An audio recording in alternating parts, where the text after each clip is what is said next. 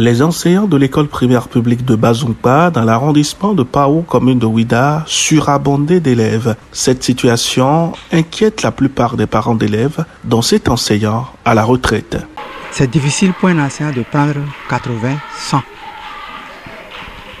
pour vraiment vous occuper des enfants. Dans un CI minimum, maximum 25. Pourquoi? Il faut passer d'élève en élève. Lui prendre la main, lui apprendre à écrire, suivre ce qu'il va écrire, corriger ce qu'il va écrire, c'est chaque enfant. C'est individuel. Maintenant, avec ces effectifs pléthoriques de 104 au CI, 98 au CP, c'est très grave, c'est grave. Moi, je vais demander à l'État d'envoyer des enseignants dans cette école. Sinon, les enfants sont presque morts. Quel temps l'enseignant disposera-t-il pour passer d'élève en élève, voir chaque cahier de leçons, surtout au C1 où l'enfant doit commencer à apprendre les leçons.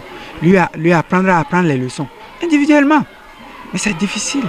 En vue de trouver une solution à la situation d'effectifs hors normes, le bureau de l'association des parents d'élèves de l'EPP Bazumpa s'en remet aux autorités en charge de l'éducation, mais pas que. Aujourd'hui, nous avons plus de 600 pour un seul groupe. Nous avons des salles de classe bien construites. Nous avons des mobiliers, nous avons des tableaux. La seule chose qui nous manque maintenant, c'est l'enseignant. Sinon, on peut avoir jusqu'à 3 groupes dans cette école parce que c'est une zone dortoir. Il y a beaucoup les habitants viennent ici avec leurs enfants.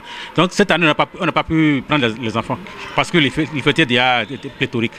Comme vous le voyez, tout est sans enseignants, pas d'élèves, alors que les effectifs que nous avons sont pléthoriques.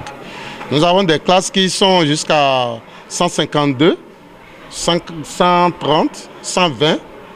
Donc les enseignants sont débordés. Donc on a discuté de tout ça et les projets à venir. Comment on peut faire pour avoir d'enseignants? Comment recruter un gardien pour l'école? C'est ce qui a occupé l'Assemblée générale. Dans les salles de classe, les enseignants tiennent le coup malgré eux. C'est le cas de cette institutrice qui raconte ses difficultés. Ici, vous êtes au CI et actuellement, nous sommes déjà à 93 comme effectif. Mais sincèrement, ça ne va pas. Comme c'est les petits-enfants, bon, ils ne prêtent pas attention à ce que nous faisons parce que vraiment, vous-même là, vous avez vu l'effectif. Donc, on a un peu de difficulté à ce niveau. Mais comme c'est notre domaine, nous sommes dedans.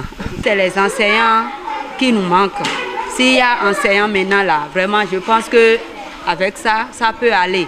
Sinon, déjà avec l'effectif là, nous pouvons supposer que c'est l'effectif de 2 classes qu'on est en train de gérer. Vous-même, vous avez constaté. Le chef village de la localité a pesé de tout son poids pour sensibiliser les parents afin d'accompagner le corps enseignant à recruter des instituteurs. La situation est alarmante. Soutient Michel Oussou. Nous n'avons pas de problème de salle. Les Japonais sont venus construire 12 salles ici. Et il y en avait 6. Donc ça fait 18 salles de classe que nous avons disponibles dans l'école ici. Mais force est de constater que après l'inscription des élèves, on a environ 152 élèves dans une seule salle.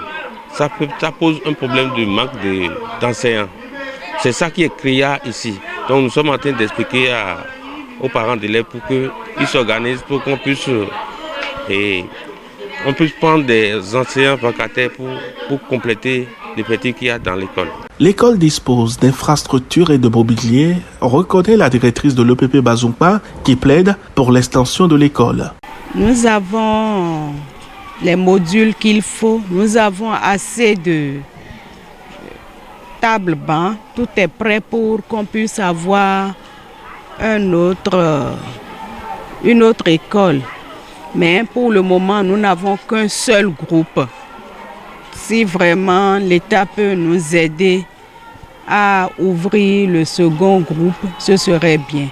J'ai demandé l'extension, mais c'est chaque 2 ans.